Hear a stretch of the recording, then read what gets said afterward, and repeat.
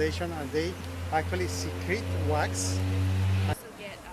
They could write lots of papers documenting all the trouble with bees. It's about doing something about it.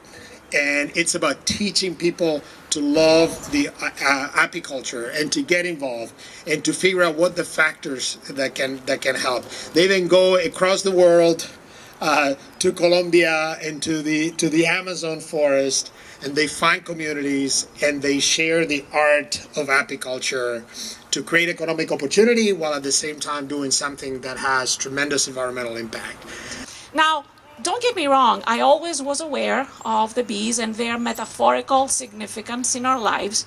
I have the bee bag, I have a bee ring, and I'm the first one to admit that I did not know much about the importance of bees in our lives until I met these wonderful people. In fact, I have been here about 8 months, but one of the things that was most apparent to me when I arrived is how Mason has become a place, and possibly always was a place, where different parts of our society and our economy come together to create both education and broader value for the society and for the world. And there is no better example of that than the Honeybee Initiative, which is really very much our poster child for how you cross lines and have a positive impact.